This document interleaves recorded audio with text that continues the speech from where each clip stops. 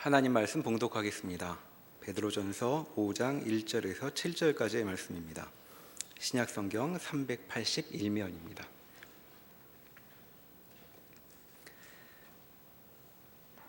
너희 중 장로들에게 권하노니 나는 함께 장로된 자요 그리스도의 고난의 증인이요 나타날 영광에 참여할 자니라. 너희 중에 있는 하나님의 양무리를 치되 억지로 하지 말고 하나님의 뜻을 따라 자원함으로 하며 더러운 이득을 위하여 하지 말고 기꺼이 하며 맡은 자들에게 주장하는 자세를 하지 말고 양무리의 본이 되라. 그리하면 목자장에 나타나실 때에 시들지 아니하는 영광의 관을 얻으리라. 젊은 자들아 이와 같이 장로들에게 순종하고 다 서로 겸손으로 허리를 동이라. 하나님은 교만한 자를 대적하시되 겸손한 자들에게는 은혜를 주시느니라. 그러므로 하나님의 능하신 손 아래에서 겸손하라. 때가 되면 너희를 높이시리라. 너희 염려를 다 주께 맡기라. 이는 그가 너희를 돌보심이라. 아멘. 네, 베드로전서가 이제 거의 끝나갑니다. 베드로전서는 사도 베드로가 그 당시에 갑바도기아 지역에 지금 이제 터키 지역이죠. 터키 지역에 이제 흩어져 있었던 여러 교회를 향한 그런 권면과 또 그 위로와 그리고 소망과 비전을 함께 나누고 있습니다. 계속해서 강조하는 이제 내용들을 몇 가지로 저희가 추려보면 믿는 자들의 삶에는 고난이 따른다라고 하는 것입니다. 언제나 그 장밋빛 미래만 펼쳐지지 않는다. 어려움이 있다. 그런 어려움은 외적인 어려움일 수도 있고 또 내적인 어려움일 수도 있다. 그러나 믿는 자들의 삶은 그러한 고난으로 인해서 방해받거나 그러한 고난이 성도 안에 있는 이 거룩한 믿음 그리고 하나님이 성도들에게 신자들에게 만들고자 하시는 그 내용들을 막을 수가 없다. 하나님 그 속에서도 일하시고 완성해 가신다라고 하는 내용들이 계속해서 이렇게 강조되어 있습니다. 그리고 우리는 이 세상의 끝이 결국 무엇이냐? 죽음으로 끝이 나는 거고 결국 험으로 끝이 나는 것인데 우리의 그 고난도 사실은 죽음을 연상하게 하기 때문에 사실 그 고난을 겪을 때 그 내용이 작은 고난이라고 할지라도 우리가 마음에 견디기 힘든 그런 부분들이 있죠. 두렵죠. 누군가에게 내가 좋아했던 남자에게 그 차임을 당하는 것, 내가 좋아했던 여자에게 실연을 당하는 것, 외면을 당하는 것, 이런 것들은 사실은 어떻게 보면 굉장히 큰 문제일 수도 있고 어떻게 보면 큰 문제가 아닐 수도 있을 것 같습니다. 큰 문제죠. 예, 큰 문제인데. 근데 그것을 통해서 이제 우리는 무엇을 보는가? 내가 아무리 사랑하고 좋아하는 사람이라고 할지라도 내가 영원히 내 옆에 묶어둘 수 없다는 사실을 알게 됩니다. 내 신체에 조금이라도 이제 아픈 것이 이렇게 찾아오면 저는 예전에 그 고등학교 때 그리고 대학생 때 이제 급체를 굉장히 잘 했었는데요. 그때만 되면 굉장히 믿음이 좋아졌습니다. 너무 고통스러우니까 내가 뭔가 죄를 저질렀나, 내가 하나님 앞에 뭐 잘못한 건 없나 이렇게 다 생각해서 생각이 안 날 때까지 다 그 죄를 회개했던 기억이 있습니다. 그런데 신체의 어떤 그 고통, 아픔은 내 삶이 이게 영원하지 않구나. 나 이제 내 젊음이 영원하지 않구나. 내가 이렇게 티끌로 죄로 사라질 수도 있구나라고 하는 것을 연상하게 만들기도 합니다. 우리의 어떤 물질의 어떤 궁핍함과 또 그 어떤 뭐 직장에서의 자리라든지 또 취직이 제일 잘 되지 않는 상황이라든지 경제적인 어려움이라든지 이런 것들은 또 내가 평안을 누리고 내 자신의 안위를 확보한다는 것이 얼마나 어려운 것인가, 인간의 조건이라고 하는 것은 얼마나 취약한가라고 하는 것들을 연상하게 만듭니다. 그런데 이제 믿지 않는 자들에게 어떤 그런 어려움들, 고난이라고 하는 것들은 단지 고난 그 자체요, 그냥 감내하고 내일 있을 고난, 또 내일 모레에 닥쳐올 궁극적인 고난인 죽음이라고 하는 내용에 대한 생각을 하지 않는 것으로 그냥 현실을 때우고 버티는 것에 불과합니다. 그러나 우리 믿는 자들에게는 예수의 죽으심이, 예수가 받으신 고난이, 예수가 받으신 수치와 모욕이 우리를 위한 것이었고, 주님께서 그 자리까지도 하나님의 임재를 드러내시고 하나님이 그 자리에서 우리를 만나주시고 마주하고 계시는 역사, 그게 바로 예수 그리스도의 성육신의 역사였다라고 하는 그 하나님이 우리에게 베푸신 구원의 이야기, 그 구원의 스토리를 우리는 받고 있는 사람들입니다. 그래서 우리의 고난이, 우리의 핍박이, 우리가 겪는 한계가 그걸로 끝이 아니라 우리가 따르는 그리스도와 같이 우리의 미래 또한 그리스도와 같을 것이라 라고 하는 기대를 하게 만듭니다. 우리의 미래는 승천하신 예수 그리스도와 같을 것입니다. 부활하여 완전한 육체를 가지고 하늘 보좌 우편에서 우리가 현재 겪고 있는 시간과 공간의 한계를 뛰어넘으셔서, 그러나 여전히 인간의 심장을 가지고 하늘 보좌 우편에 계시는 예수 그리스도처럼 우리 또한 하나님 앞에 서 있는 존재로 온전하고 완전하여질 것이다 라고 하는 그 기대, 그 소망이 우리의 삶을 살아가게 하고 소망을 품게 하고 하루하루를 버티게 하고 또 주님을 바라보며 걸어가게 만든다라고 하는 것이 사도 베드로가 이 베드로전서에서 내내 이제 하는 이야기입니다. 오늘 우리가 이제 읽은 베드로전서 5장 초반부의 이야기는 이제 장로들에게 권하는 말씀입니다. 여기서 장로들이라고 하는 것은 지금 우리 교회가 이제 직제로 두고 있는 장로님들만 의미하는 것은 아닙니다. 우리 이제 개혁교회가 이제 그리한데, 우리 개혁교회의 직제는 이렇습니다. 이제 뭐 목사님, 장로님, 뭐 집사님 이렇게 있으시죠. 이걸 이제 항존직이라고 하여서 한번 목사가 되면 죽을 때까지 목사다 이런 뜻은 아니고요. 주님이 오실 때까지 목사라는 직분, 장로라는 직분, 집사라는 직분은 영원할 것이다. 항구적으로 존재한다. 언제까지요? 주님이 오실 때까지는, 그런 뜻입니다. 아무튼 그런데 이제 사실 엄밀히 말하면 목사도 이제 장로의 한 명입니다. 목사는 강도 장로이죠. 강도질을 한다는 뜻이 아니라 도를 강론하는, 하나님의 말씀을 증거하는 장로다. 그리고 이제 우리가 교회에서 우리가 세우는 그리고 섬기시는 우리가 보통 장로님이라고 부르는 우리가 분들은 치리 장로님, 그러니까 이제 교회를 이제 다스리시고 또 행정을 돌보시고 이제 이런 일들을 이제 맡기는 겁니다. 자, 여기서 이제 너희 중 장로에게 권하노니 해서 이 장로는 아마도 지금의 이제 목사님들에게 해당되는, 그리고 이제 교회의 지도자들에게 해당되는 호칭일 것입니다. 그런데 이걸 이제 굳이 뭐 목사님들이나 아니면 장로님들에게만, 지금의 장로님들에게만 국한시킬 것이 아니라 교회에서 우리가 어떤 지체들을, 영혼들을 돌보고 있다면 우리가 또 함께 깊숙이 음미해 봐야 되는 구절이라고 생각이 됩니다. 하지만 이제 목사로서 저도 이 구절을 설교하기가 굉장히 부담스럽고 또 이제 묵상하면서 굉장히 이렇게 고개가 숙여지고 그 주의 깊게 그리고 진지하게, 하나님의 모든 말씀이 그렇지만 그렇게 볼 수밖에 없는 그런 구절이었습니다. 사도 베드로가 이제 이렇게 이야기합니다. 너희 중 장로들에게 권하노니 나는 함께 장로된 자요 그리스도의 고난의 증인이요 나타낼 영광에 참여할지니라. 1절에서 보면 이 사도 베드로는 자신을 여러 교회 지도자들 중에 함께하는 장로다, 함께하는 자다라고 그렇게 고백하고 있죠. 그래서 이제 로만 카톨릭에서 이야기하듯이 사도 베드로가 제1대 로마 그 주교 교황이고, 그리고 그 교황을 정점으로 추기경들, 주교들, 그리고 밑에 일반 사제들 하는 이러한 그 위계 질서에 대한 그런 근거가, 성서적인 근거가, 성경적인 근거가 이런 베드로전서 5장 1절을 보면 좀 취약하다고 할 수 있겠습니다.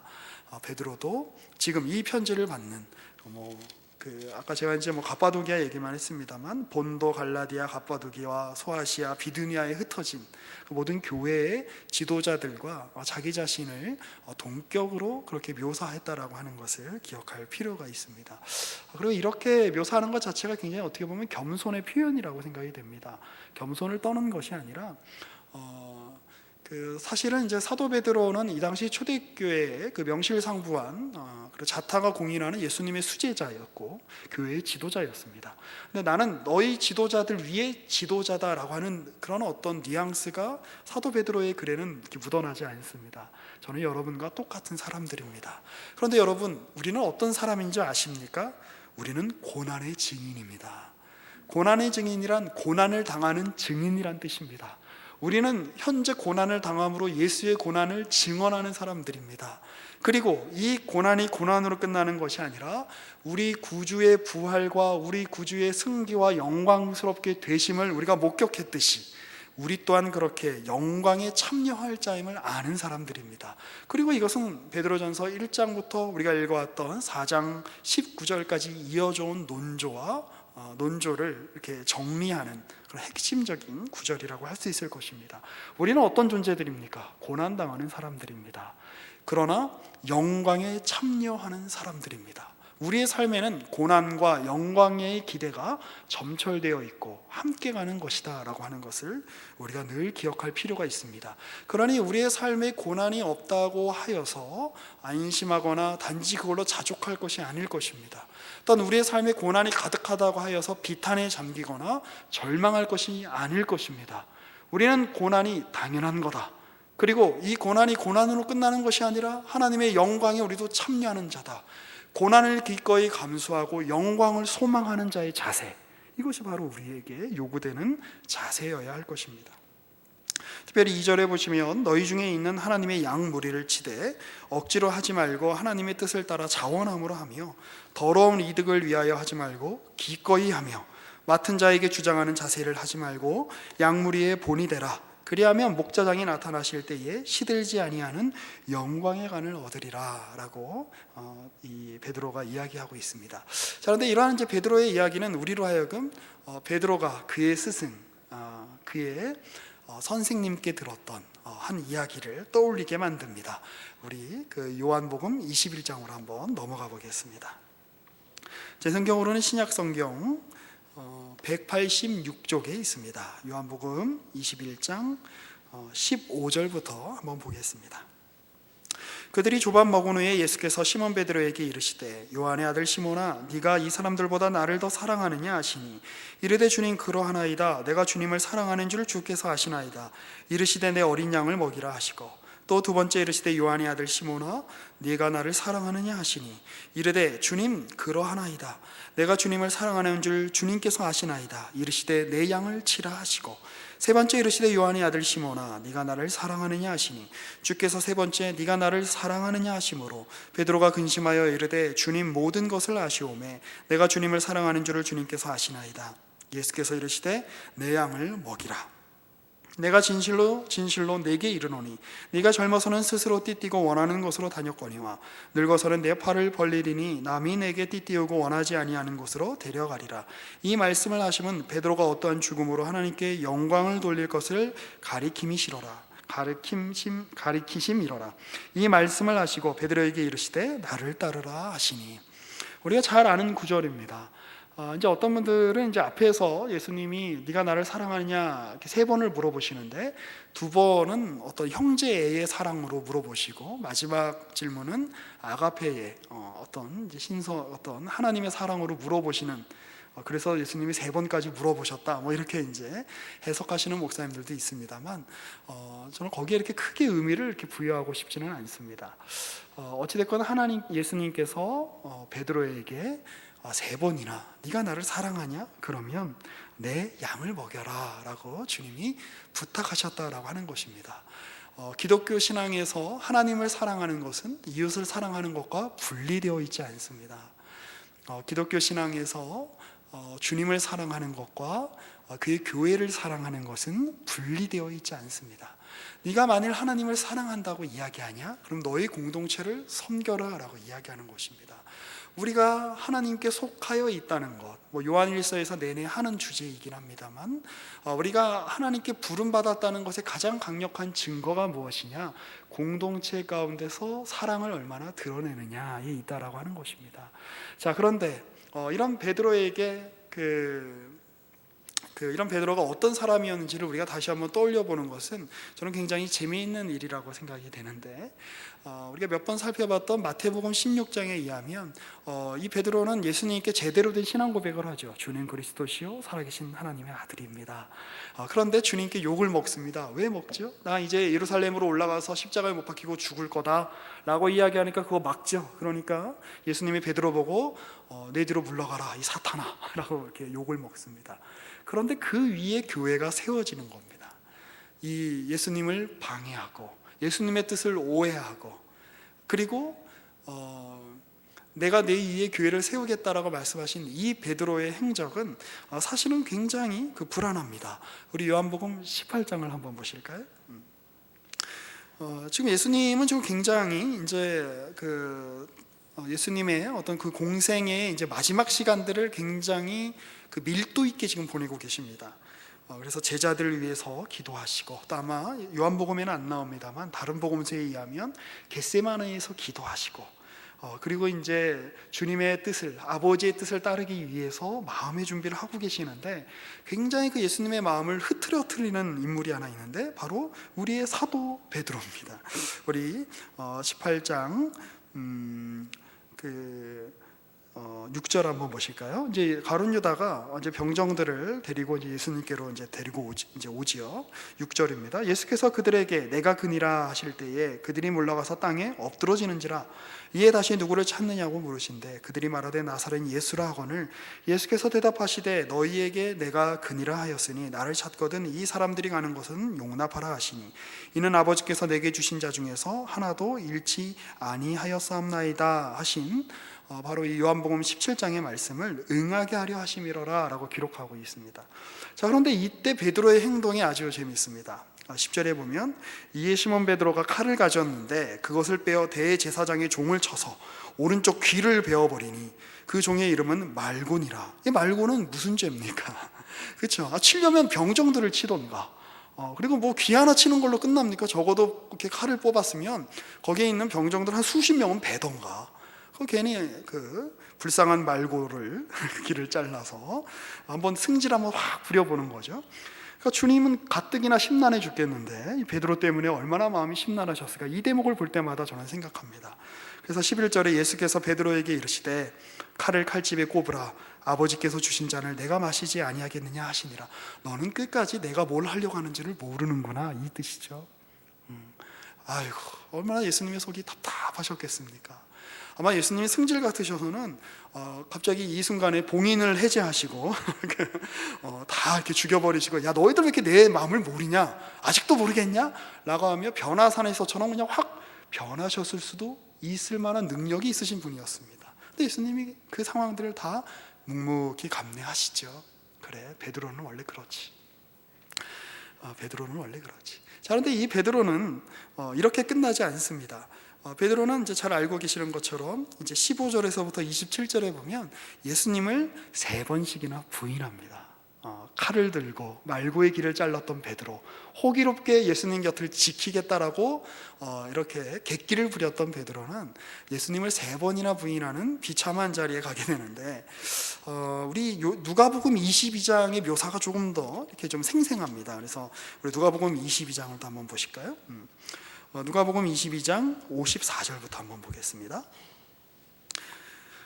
예수를 잡아 끌고 대제사장의 집으로 들어갈새 베드로가 멀찍이 따라가니라. 사람들이 뜰 가운데 불을 피우고 함께 앉았는지라. 베드로도 그 가운데 앉았더니 한 여종이 베드로의 불빛을 향하여 앉은 것을 보고 주목하여 이르되 이 사람도 그와 함께 있었느니라 하니, 베드로가 부인하여 이르되 이 여자여 내가 그를 알지 못하노라 하더라. 조금 후에 다른 사람이 보고 이르되 너도 그 도당이라 하거늘 베드로가 이르되 이 사람아 나는 아니로라 하더라. 1시간쯤 있다가 또 한 사람이 장담하여 이르되 이는 갈릴리 사람이니 참으로 그와 함께 있었느니라. 베드로가 이르되 이 사람아 나는 네가 하는 말을 알지 못하노라. 아직 말하고 있을 때에 닭이 곧 울더라. 이 베드로의 이 긴박한 어떤 이 상황이 느껴지십니까? 내가 지금 예수님 지금 보니까 예수님이 그 며칠 전만 해도 이 모든 이 로마 병정을 다 물리치시고 정말 다윗 왕국과도 같은 나라를 세우실 분이라고 생각했는데 지금 보니까 이제 예수님이 가망이 없거든요. 내가 방금 전까지만 해도 칼을 빼들고 예수님 내가 지켜보겠다고 좀 칼을 휘둘렀는데 이제는 뭐 이렇게 그 모든 것들이 소용이 없는 지경이라는 상황 파악이 된 것 같습니다.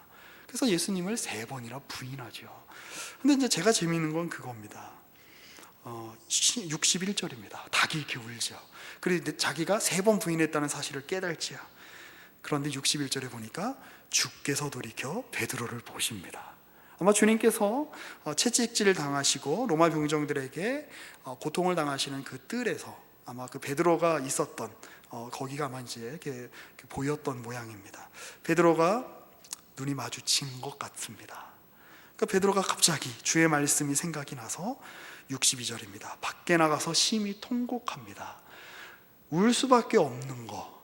나는 주님을 따르고 싶습니다 라고 이렇게 고백하지만, 나는 주님을 지키겠습니다 라고 이렇게 호기롭게 고백했지만 통곡하며 울 수밖에 없고, 주님이 맡기신, 주님 제가 수제자죠. 저 위에서 저 위에 교회를 세우신다고 하셨죠. 제가 한번 멋지게 한번 주님의 일을 이뤄드려 보겠습니다 라고 마음 먹었을 법한 이 베드로의 의지는 실현될 수 없게, 아니 오히려 그 의지와 정반대로 베드로는 아무것도 할 수 없는 실력, 통곡하고 울 수밖에 없는 자라고 하는 사실이 여기에서 여실히 드러납니다.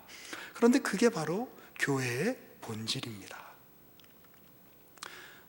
주님께 부름을 받았지만 참된 신앙 고백과 너는 사탄이구나 내 뒤로 물러가라 라고 하는 가장 하나님을 거부하는 예수 그리스도의 구원 사역, 하나님이 목적하시는 십자가의 구원 사역을 막는 것, 그게 교회 안에 다 있습니다.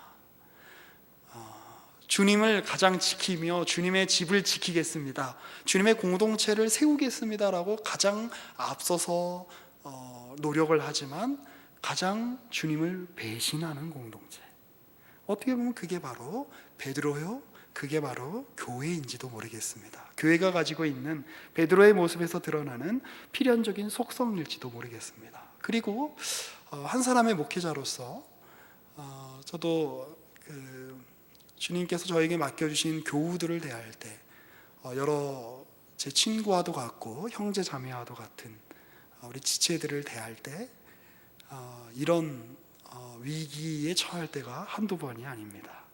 아마 저의 고백일 뿐만 아니라 아마 모든 목사님들의, 청년부 목사님들의 아마 그 고백이지 않을까 싶습니다. 주님께서 저희가 봉사하는 말씀의 봉사 위에 이 교회를 세우시고 또 청년부를 세우시고 공동체를 세우십니다라고 하는 신앙 고백이 저희 안에 있습니다. 그리고 설교를 잘 하고 싶습니다. 지체들을 잘 양육하고 싶고 돌보고 싶습니다. 근데 시시때때로 그럴 만한 실력이 없다는 것을 날마다 절감합니다. 통곡까지는 아니지만 속으로 쓰린 마음을 이렇게 삼키고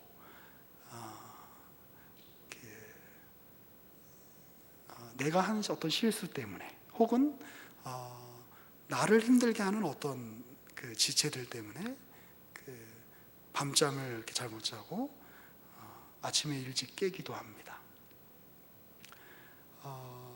그리고 저는 그것이 베드로의 모습이고, 그리고 교회가 갖고 있는 속성이고, 또 주의 말씀을 봉사하기로 결정하고 그렇게 교회를 섬기는 이들의 숙명 같은 것이라고 생각합니다. 그걸 통해서 우리는 날마다 경험합니다. 내가 교회를 세울 힘이 없구나, 능력이 없구나. 그래서 어떤 때는 정말 일주일에도 수십 번씩 베드로처럼 고향으로 돌아가 물고기를 잡고 싶은 마음이 들 때가 한두 번이 아닙니다. 그런데 서 목사님은 커피라도 잘 내리시죠. 저는 나는 뭐해서 먹고 살아야 되는데 나 하면 딱히 이렇게 잘할 만한 게 없어요. 그런데 그런 낙담하는 자리, 절망하는 자리에서 우리 아까 읽었던 요한복음 21장에 그 주님의 음성을 날마다 듣고 힘을 냅니다. 너나 사랑하냐? 양을 쳐라. 사랑하냐? 양을 쳐라. 저 못하겠는데요. 제 어떤 능력의 범위에서 벗어나는 일인데요. 주님, 좀 다른 양을 치면 안 될까요? 우리 남포교회 양들은 너무 강팍하니 저 옆에 어디 저기 이름도 좋은 어디 주님의 양들을 이렇게 치면 안 될까요? 너나 사랑하냐? 양을 쳐라. 그 과정에서 우리는 서로 이제 배우게 됩니다. 우리는 예수를 우리가 부르지 않고 우리가 찾지 않았을 때 주님이 우리에게 예수를 보내셔서 우리는 예수를 믿게 되었죠. 주님이 우리를 의롭다고 칭해 주셨습니다. 구원은 우리가 만들어낸 것이 아닙니다. 그런데 성화는 하나님께서 우리에게 주신 거룩한 책임이고 명예입니다. 그런데 이제 박 목사님께서 여러 번 말씀하셨듯이 우리 개혁주의에서 성화를 이해할 때는 그리스도와의 연합이라고 이해합니다. 근데 그리스도와의 연합이라는 게 구체적으로 뭘까요? 그냥 나는 그리스도와 연합되어 있어, 어떤 신비주의자들의 고백처럼 나는 그와 연합되어 있느니라, 나를 건들지 마, 이런 식으로 그렇게 이야기한다면 그거는 일종의 영지주의가 될 겁니다. 그리스도와 연합되어 있다라고 하는 것의 구체적 현실은 뭐냐면 그리스도를 머리로 하고 그 머리 대신 그리스도와 함께 지체로 서 있는 곳, 어디입니까? 교회입니다. 교회에 연합되어 있다는 뜻입니다. 근데 교회에 연합되어 있다는 것은 그냥 어떤 무감정하고 어떤 역동성이 없고 그냥 어떤 하나의 고정된 모습으로 연합되어 있는 것이 아니라 굉장히 역동적이고 여러 가지 일들이 일어나는 상태에서 묶여 있다는 뜻입니다. 제가 이제 종종 그런 비유를 많이 하는데요. 하나님과 우리와의 관계가 어떠함, 그리고 삼위 하나님의 그 하나 되심, 삼위일체를 잘 이해하기 위한 방편으로 주님께서 우리에게 허락하신 기구가 두 개가 있는데 하나는 가정이요, 하나는 교회라고 저에게 자주 이야기를 합니다. 부부가 한 몸이라고 결혼식을 하고 나면 이제 선언을 하지요. 그리고 이제 비유적으로 한 몸이라고 이렇게 이야기를 합니다. 제가 제 아내와 한 몸입니다. 그런데 제 아내가 제 등 뒤에 붙어 있거나 그러지는 않죠. 그런데 이거 굉장한 역동적인 한 몸입니다. 그냥 제 일반적인 다른 신체 기관과도 같이 그냥 편하게 붙어 있는 것이 아니라 나는 나로 존재하고 아내는 아내로 존재해서 서로 너무 달라서 지지고 볶는 하나됨입니다. 그런데 한 몸으로 엮여 있는 거예요. 서로 다른데 하나라고 이야기하니 그 안에서 그 괴리가 만들어내는, 그 균열이 만들어내는 조화와 역동성과 화음과 때로는 화음 중에 불협화음도 있습니다. 화음과 다툼과 싸움과 이런 것들이 아주 삼삼합니다. 근데 그게 하나라고 불리는 겁니다. 그리고 시간이 갈릴수록 서로를 잘 이해하게 되고 나는 나로 존재하고 상대는 상대로 존재하는데 내가 상대의 존재됨을 나의 존재됨보다 더 위하는 상태로 가게 되는 것, 그게 바로 그리스도께서 교회를 사랑하시듯이 남편들이 아내를 사랑하는 경지일 것입니다. 자, 그런 차원에서 우리 에베소서 4장으로 한번 넘어가 보겠습니다. 에베소서 4장은 우리가 교회에 관한 그런 많은 그런 성경 구절들이 있습니다만 우리 가운데 특별히 몸이라고 하는 어떤 이런 비유로 이런 은유로 우리 가운데 그리스도의 지체로서의 교회됨, 이런 것들에 대해서 우리에게 잘 이야기를 해주고 있습니다. 4장 4절을 보시면 몸이 하나요 성령도 한 분이시니 이와 같이 너희가 부르심의 한 소망 안에서 부르심을 받았느니라. 주도 한 분이시요 믿음도 하나요 세례도 하나요 하나님도 한 분이시니 곧 만유의 아버지시라. 만유 위에 계시고 만유를 통일하시고 만유 가운데 계시도다. 우리 각 사람에게 그리스도의 선물의 분량대로 은혜를 주셨다. 11절로 넘어가 볼까요? 그가 어떤 사람은 사도로 선지자로 복음 전하는 자로 목사와 교사로 삼으셨으니 이는 성도들을 온전하게 하여 봉사의 일을 하게 하며 그리스도의 몸을 세우려 하심이라. 우리가 성화된다라는 거, 우리가 성화의 과정 가운데 있다는 것은 그리스도와의 연합 가운데 있다는 것입니다. 그런데 그 연합이란 어떤 연합이냐? 그리스도의 몸의 지체가 되었다는 뜻입니다. 그리고 그리스도의 몸이라고 하는 것은 바로 교회로 우리가 묶여 있다라고 하는 사실입니다. 이 안에서 성화의 구체적인 내용들이 만들어지고 그 열매들이 채워지는 것입니다. 그리고 그 일들을 위해서 여러 직분자들이 필요한 것이지요. 저희 목사들은 그렇게 여러분들이 15절 말씀해 보시면 오직 사랑 안에서 참된 것을 하여 범사의 그에게까지 자랄지라.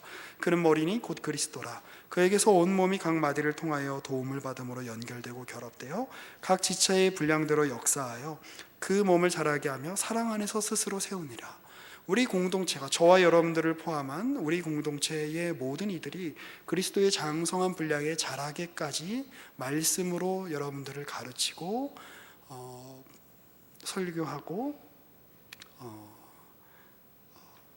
또 다스리고 하는 그런 역할과 책임을 받고 있는 사람들입니다. 그래서 항상 이제 그 고민이 좀 듭니다. 우리가 이제 함께 서로 겸손함으로 이제 섬겨야 할 것인데요. 바로 이제 이러한 내용들이 아내와 남편에 대한 이야기로 이렇게 5장 21절부터는 이렇게 펼쳐지고 있습니다.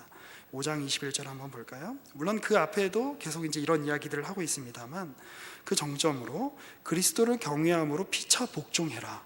아내들이여 자기 남편에게 복종해라. 죽게 하듯 해라. 그리고 25절에 보시면 남편들아 아내의 사랑하기를 그리스도께서 교회를 사랑하시고 그 교회를 위하여 자신을 주신 같이 하라라고 기록되어 있습니다. 이거는 무슨 그 페미니즘에 관한 성경 구절도 아니고 이거는 남성 우월주의나 가부장제를 어떤 강화시키기 위한 그런 어떤 목적으로 사용될 구절도 아닙니다. 전혀 그런 식으로 그런 의도로 쓰여지지 않았습니다. 이것은 남자와 여자가 서로 다르지만 그리스도 안에서 서로 섬겨야 한다를 강조하는 구절입니다. 마찬가지죠. 목사는 성도들을 섬기고 성도들 또한 그 목사의 가르침에 청종하고 귀를 기울여야 될 그런 이유가 있는 것입니다. 왜냐하면 교회는 언제나 그 불안함이 있기 때문입니다. 베드로가 가졌던 그 불안함, 참된 신앙 고백이 있지만 또한 가장 하나님께, 예수님께 너 사탄이구나 라고 나의 길을 거부하는구나 라고 그렇게 욕을 먹을 수 있는 가능성이 교회는 항상 있기 때문입니다. 그래서 그 사도 요한에게 주셨던 요한계시록의 말씀을 보면 7 교회를 향한 하나님의 말씀, 예수 그리스도의 말씀으로 시작을 합니다.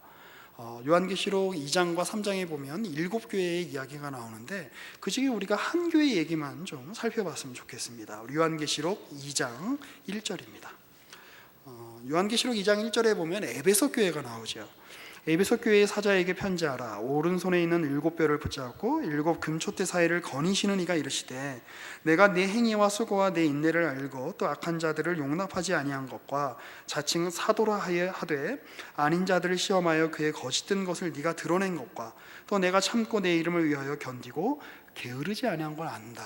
네가 고생하는 거 안다. 너 굉장히 애쓰는 거 안다. 너 정말 내 말씀대로 내가 준 어떤 전한 말씀대로 열심히 살려고 하는 거 안다.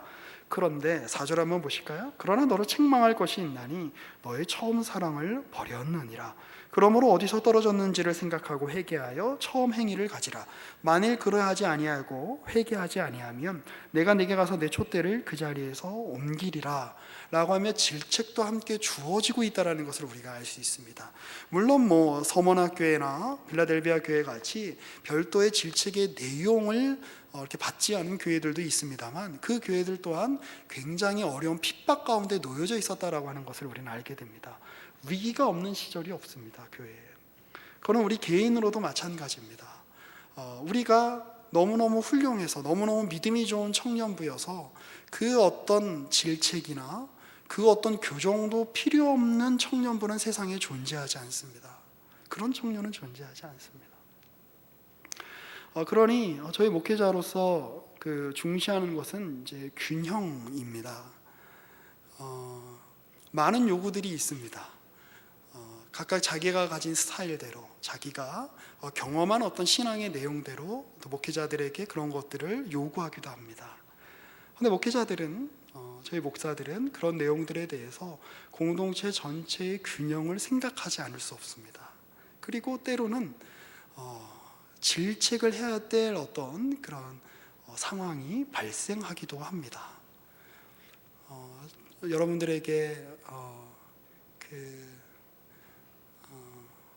정말 이렇게 간곡히 이렇게 권하고 싶습니다. 질책을 잘 받으셨으면 좋겠습니다. 여러분 중에 누구도 질책을 받지 않아도 될 만큼 훌륭한 분은 없습니다. 아니, 주님 오시는 날까지 우린 다 이렇게 다루어져야 되는 면이 있는 것이죠. 물론 그렇다고 해서 저희가 기분에 내키는 대로 아무 때나 질책하겠다는 뜻은 아닙니다.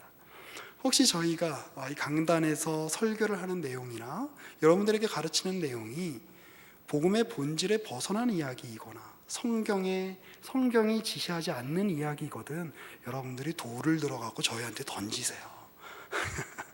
괜찮습니다.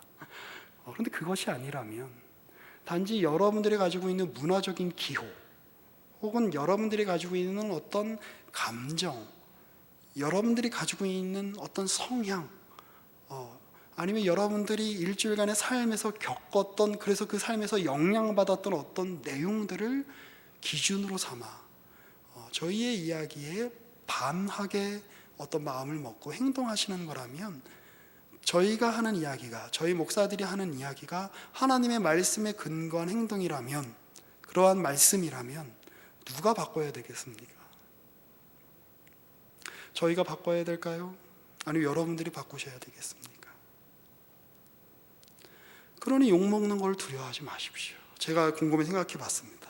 나는 왜 그동안 청년이부 지치들한테 왜 이렇게 질책을 하지 않았나? 내가 사랑이 없었나? 그래서 이제부터 막 대하려고 한번 생각을 하고 있습니다. 그런데 저한테 욕을 먹으면, 우리 청년부는 좋은 게 있잖아요. 저한테 욕을 먹으면 강선 목사님한테 가시면 됩니다. 강성 목사님하고 욕을 먹으면 서 목사님한테 가시면 됩니다. 서 목사님께 욕을 먹으면 저한테 오시면 됩니다. 그리고 교역자와 목회자와 가급적이면 척을 지시지 않았으면 좋겠습니다. 왜냐하면 저희가 항상 옳기 때문이 아니라 저희는 말씀을 봉사하고 말씀을 드러내는 사람들입니다. 근데 저희와의 관계가 어려워져서 여러분들이 하나님의 말씀에 대해서 깊이 있게 마땅히 받아야 되는 말씀을 받지 못하게 되는 것이 두렵습니다. 그래서 저희도 가급적이면 가장 관계를 잘 하려고 노력합니다. 하지만 저희도 베드로의 후예들이기 때문에 실수하고 통곡하고 그리고 후회할 때가 많이 있습니다.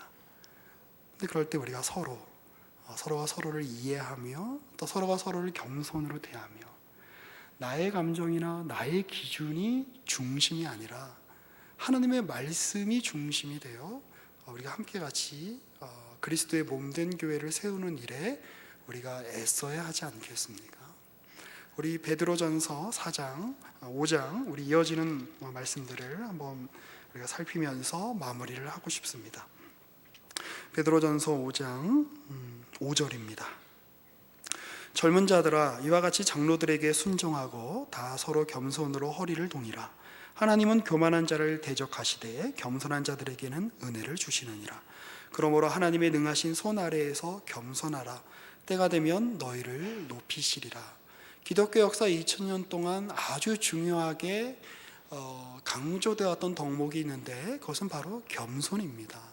겸손은 나의 뜻보다 하나님의 뜻을, 그리고 나에게 하나님의 뜻을 전하는 이들의 어떤 그런 음성에 귀를 기울이는 것입니다.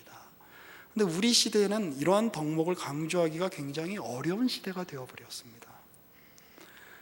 그렇지만 그 어떤 그 진실한 열매들도 이런 내용들, 이런 훈련들을 통해서 만들어지지 않은 것이 없다라고 하는 것을 여러분들이 기억하셨으면 좋겠습니다.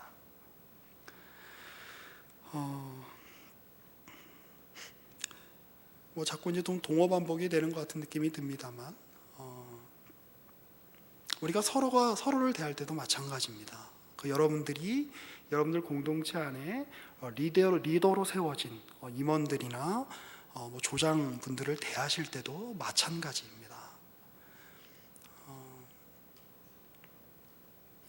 마음에 안 들 때가 있죠, 그렇죠? 내 성향에 안 맞을 때가 있습니다. 근데 제가 묻고 싶습니다. 성경이 언제 우리의 감정과 우리의 성향과 우리의 욕망을 기준으로 삼아 다른 이들을 판단하거나 신앙을 그렇게 형성하라고 이야기하는 구절이 어디에 있습니까? 우리가 신앙생활을 하는, 우리가 우리의 삶을 구성하는 기준은 하나님의 말씀이어야 하는 것입니다. 하나님께서는 네가 부모님이 공경할 만해야 공경해라 라고 하지 않습니다. 공경하라 라고 이야기하시죠. 지금 이제 이 구절도 마찬가지죠. 젊은 자들아, 너희 앞에 서 있는 장로들이, 교회의 지도자들이 정말 젠틀하고 소통이 잘 되고 너희 마음을 잘 헤아려주고 네가 보기에도 아주 괜찮아 보이는 사람일 경우에 그렇게 순종하라라고 이야기하지 않습니다. 성경은 굉장히 단순하게 장로들에게 순종하라, 겸손으로 허리를 동이라 라고 이야기를 하고 있습니다. 글쎄요, 이것이 굉장히 무리한 요구일까요? 여러분들의 감정과 성향과 기분을 기준으로 삼지 말고 하나님의 말씀을 기준으로 삼아 그분을 사랑하십시오. 하나님을 사랑하십시오. 여러분들에게 주어진 공동체를 섬기십시오. 여러분들의 옆에 있는 지체들을 사랑하십시오 라는 요구가 제가 너무 과한 요구를 하고 있는 것입니까? 여러분들 앞에 세워진 지도자들에게 순복하십시오 라고 하는 요구가 제가 너무 과한 요구를 하고 있는 것입니까?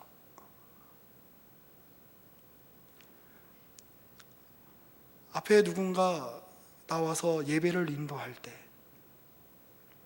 우리 청년 일부의 예배 인도하는 건우 형제는 참 잘생겼더라고요. 어제도 같이 밥을 먹었는데 가까이서 보니까 더 잘생겼더라고요. 난 저 형제가 너무 잘생겨서 찬양을 할 수 없어. 아마 많은 형제들이 그렇게 생각하실지도 모르겠습니다. 하지만 저 형제의 잘생김과 상관없이 나는 찬양하리라. 이게 제대로 된 자세 아닙니까? 우리 청년 산부, 우리 찬양 인도하는 우리 정호 형제는 참 옛날 곡을 많이 합니다. 그래서 저희 목사님들도 깜짝깜짝 놀랍니다. 아니 이 곡을 다시 옛날에 그 숨겨졌던 곡들을 다시 재발굴하다니 말하면서 놀라는데 너무 곡이 올드해서 나는 이 찬양 못하겠어라고 마음먹는 분들이 있다면 언제 우리가 하나님을 찬양하는 일에 여러분들의 문화적인 기호, 여러분들의 취향, 여러분들이 나는 저 오빠가, 나는 저 누나가, 나는 저 언니가 앞에 있어서 싫어, 그래서 예배하지 않을 거야, 나는 그 자리에 함께하지 않을 거야, 나는 저 목사님이 설교해서 싫어, 나는 그래서 저 목사님 설교할 때는 안 나올 거야, 아니면 적어도 저 목사님 설교할 때는 앞자리에 안 앉을 거야. 오늘 왜 이렇게 앞에 없는 겁니까 사람이? 다 2층에 올라가 있을 거야.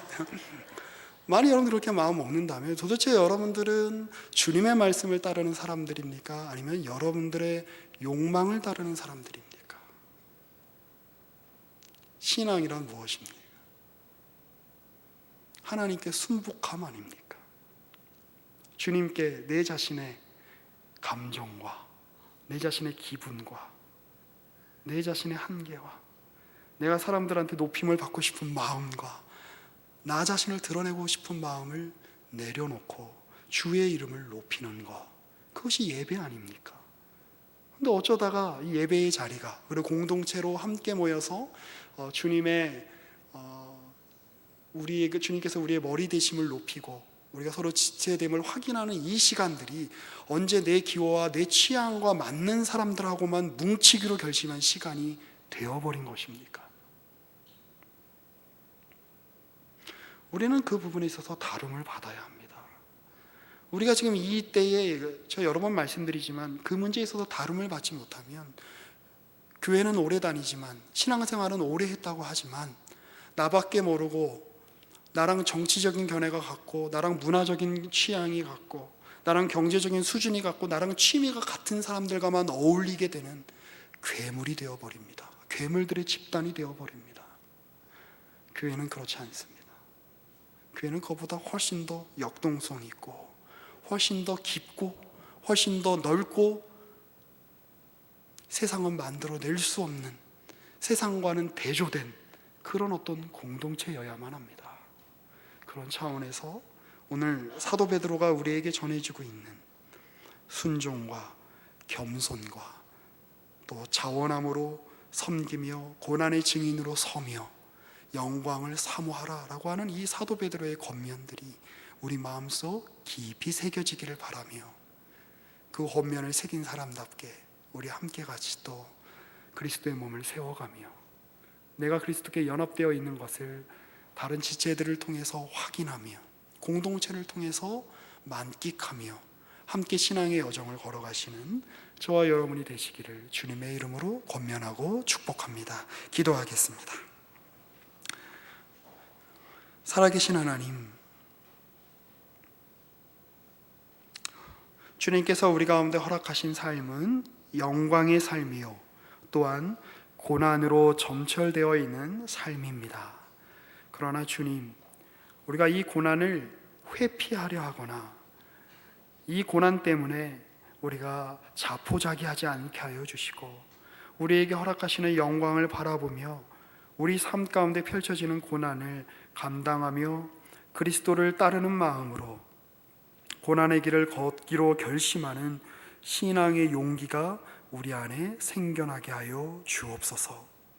우리의 삶이 온전히 주님을 닮아가기 원하고 우리의 삶이 온전히 주께 순복하기 원하며 주님이 우리 가운데 만들어내고자 하시는 겸손이라고 하는 열매, 순종이라고 하는 열매, 그리스도를 닮는, 그리스도의 형상을 닮아가는 그 열매가 우리 안에 맺혀지게 하여 주시옵소서. 우리의 구주 예수 그리스도의 이름으로 기도합니다. 아멘.